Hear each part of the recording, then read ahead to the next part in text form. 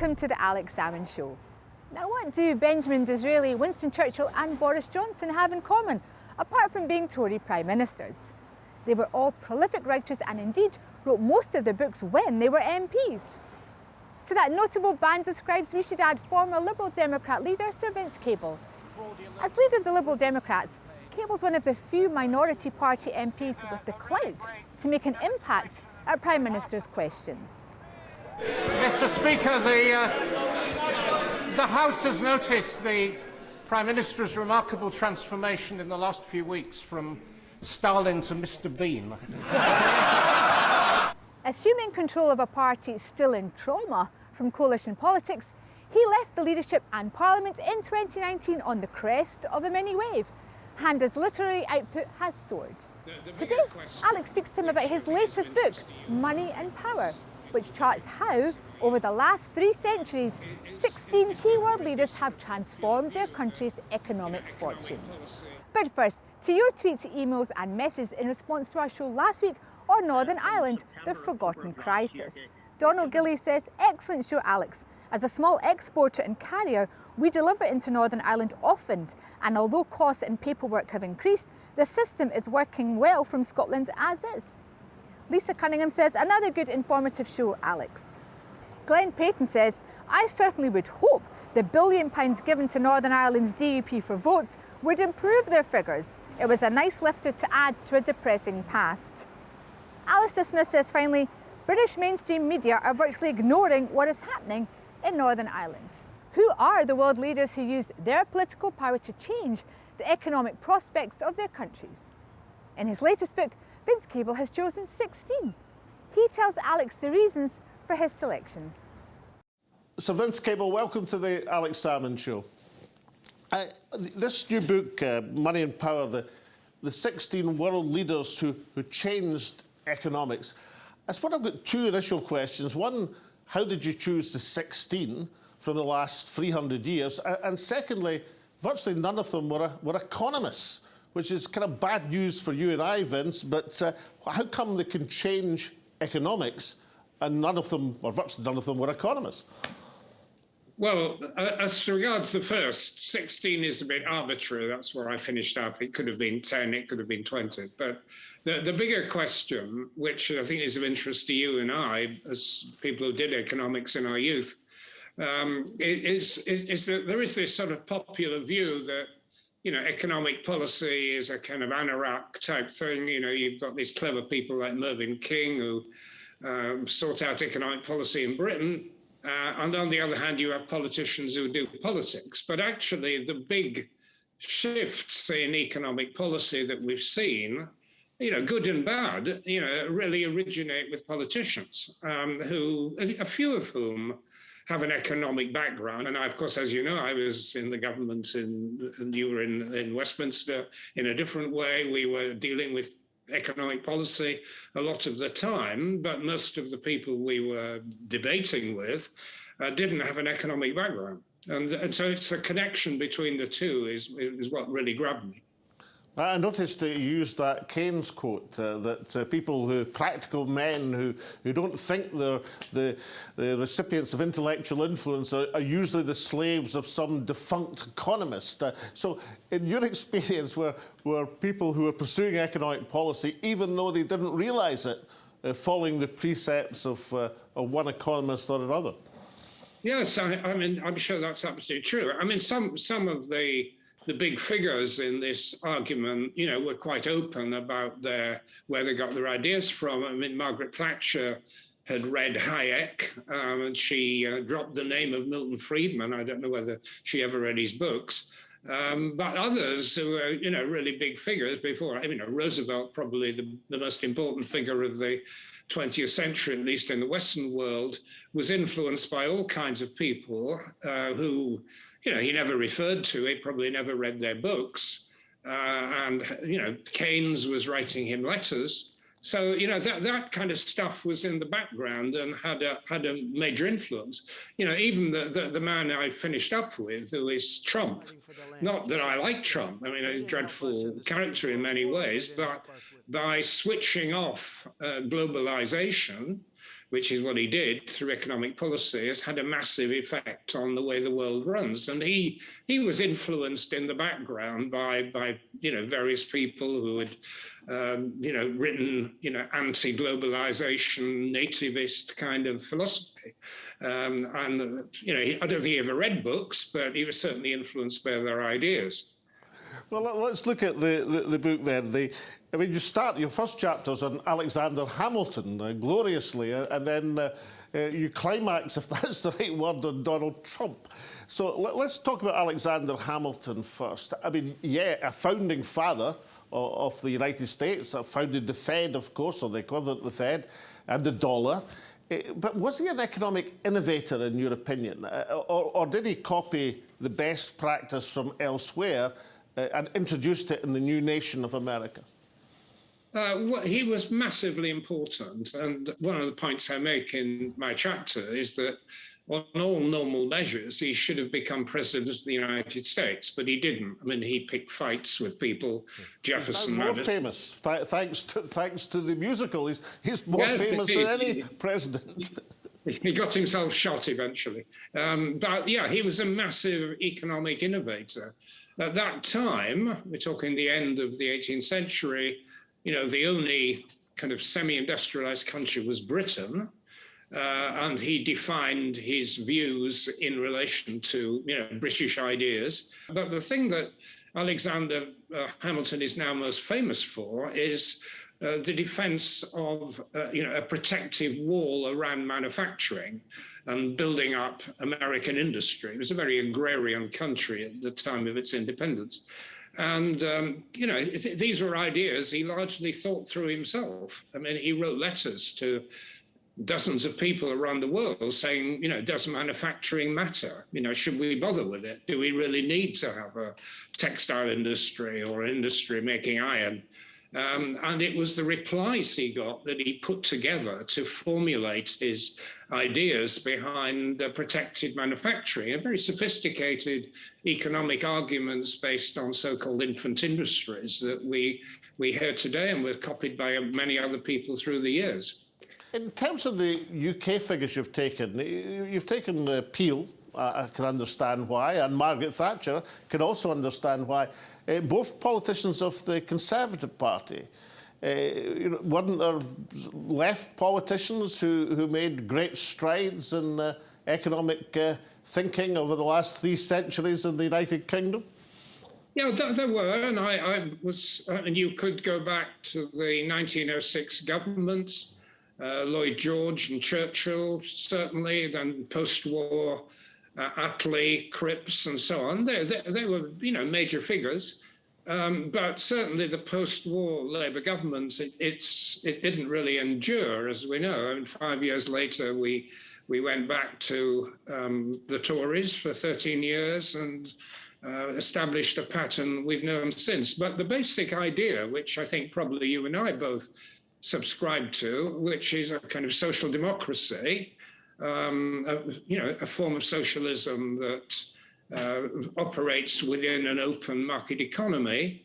I did need somebody who advocated that approach.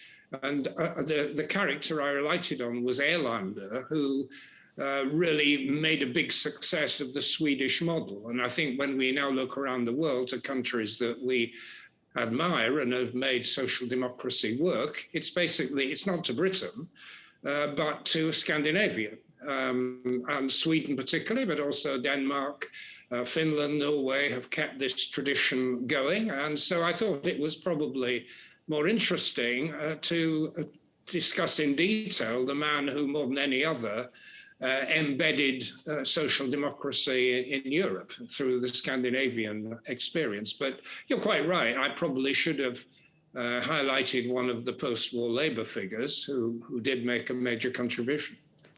And you look at Asia, Deng Xiaoping, Lee Kuan Yew, two quite different figures, quite different size of countries, for one thing. Let's take the China first. Deng Xiaoping has obviously transformed China, but in many ways has dictated the economics of the last 30 years in the world. and particularly up until now, the virtual absence of inflation, partly as a result of Chinese goods coming flooding onto consumer markets in the West. Did Deng have that in mind when he decided to back China on a new policy? Yes, I think it's right we focus on him, because certainly in my view, Deng Xiaoping is probably the most important political figure since the Second World War who made an impact on economic policy and the way economies function. I mean, an enormously important figure.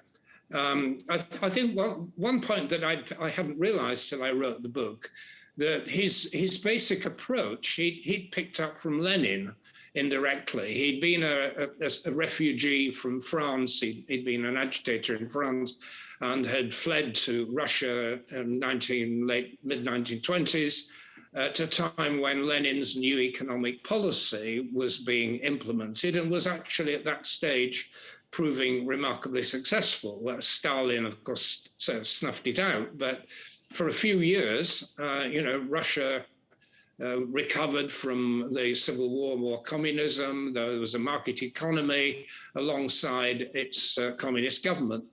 And Deng took that model and applied it in China. In other words, picking the best elements of a market economy, a capitalist system, but applying it within a one-party state ruled by the Communist Party. Political discipline, but economic experimentation.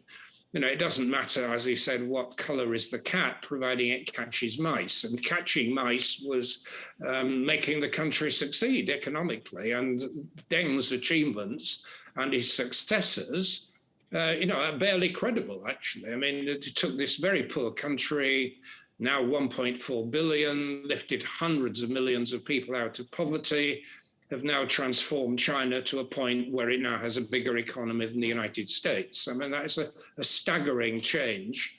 And I think more than any other figure is the one that, I enjoyed writing about and, admired actually as an individual. I mean, he's a ruthless man, absolutely ruthless guy, but he achieved phenomenal amount. And just a word about Lee Kuan Yew, not on the same scale, obviously, as Deng in terms of impact in the world, but perhaps the most impressive economic transformation guided by a single figure. Yes, you're right. I mean, Singapore is a city-state, but what has happened over the last half-century, more than a half-century, was almost entirely due to him. And of course, he had no economic background. He was a lawyer. He studied law in Britain. Actually, he was a Labour Party activist for a while he was here.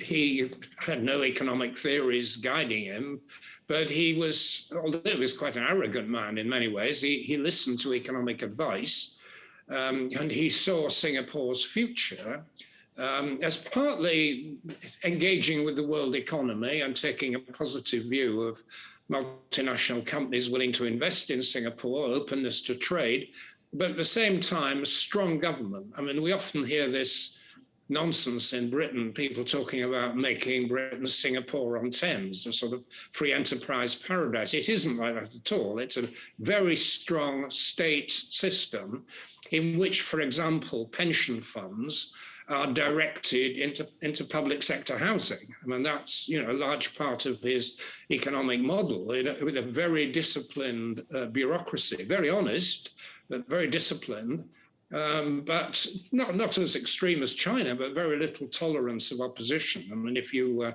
speak up in Singapore, you're likely to get sued for libel or something by the government. It's not a free country in a political sense, but the enormous economic success. Vince Cable, when we return after the break, we're going to look at a few other politicians who've turned their hand to the written word. Join us then. Welcome back. Alex is in discussion with former Liberal Democrat leader Sir Vince Cable about his choices of the key statesmen and women over a 300-year period who have changed the world of economics and politics. Vince Cable, let's turn to some of your other work, because you've been pretty prolific, mostly on economics, your own background, your own profession. And writing, so you've been able to, you've been in government, of course, but you've been able to write about major issues such as the financial crash, partly in government, but partly observing from the opposition benches. So how do you combine these two things? Well, I combined them partly because I don't know whether I write well, but I certainly write fast. And I've also had periods when I've been relatively underemployed and been able to churn out a substantial volume of stuff. I mean, I didn't get into Parliament till I was 54, and I lost my seat for a couple of years, so I had that downtime to get to work writing. But yeah, I've always found it helpful to be able to clarify ideas, to put them down on paper. And most of the stuff I've written is a bit academic and has probably only been read by a few dozen people. But there have been one or two success stories. The Storm that I wrote in the build-up to the financial crisis turned out to be a bestseller. I mean, it was the first book to appear about the crisis. It almost certainly wasn't the best, but it was the first, and made an impact as a consequence of that.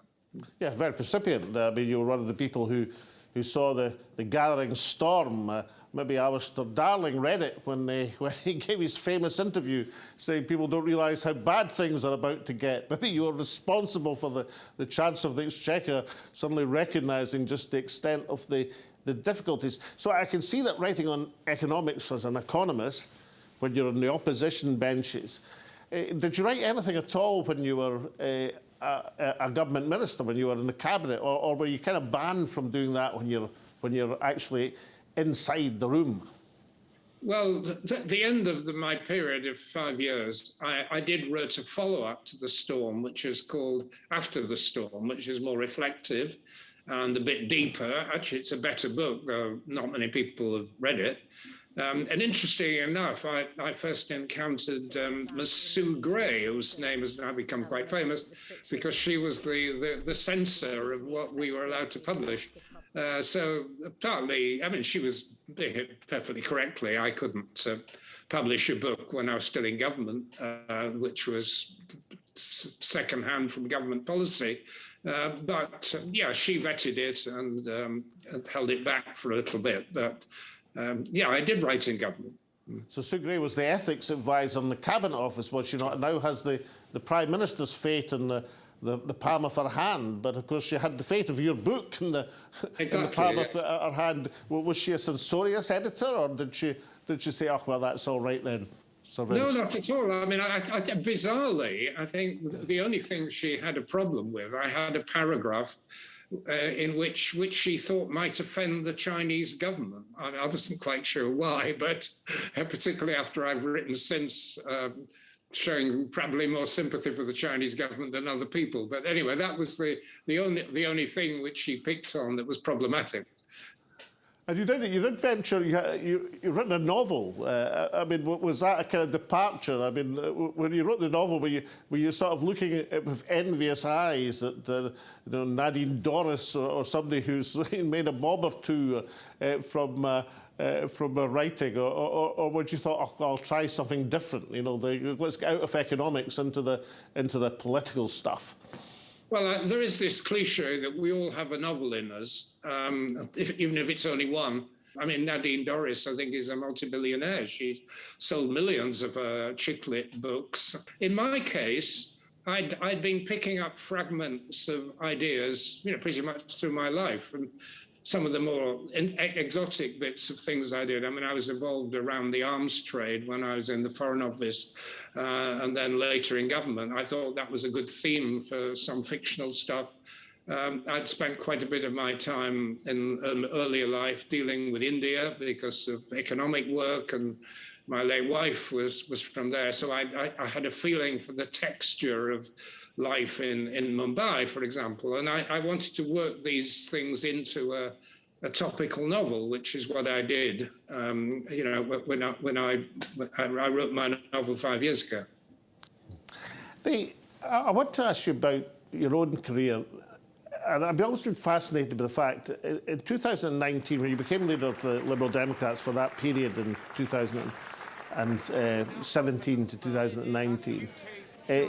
You had, because Liberals had, if we call it a post-traumatic shock from the coalition with the Conservatives, and you became leader when the party was at a great low, but you had a significant success in 2019 in the European elections.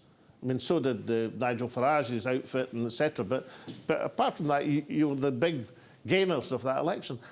I've wondered why, given that crest of a wave, did you then decide to retire from active politics? Because things seem to be going pretty well.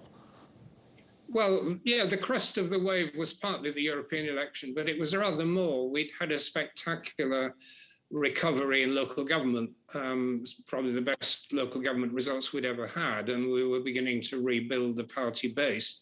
Now, the question about what happened after I stepped down until the general election, I mean, there have been numerous analyses of it. It might well have happened had I remained as leader anyway, because we were crushed by a combination of, an anti-Corbyn feeling in certainly many parts, certainly in England, and also the fact that the anti-Brexit party, of which we were unambiguously one, were split, and the Tories managed to unify. They struck some kind of pact with Farage.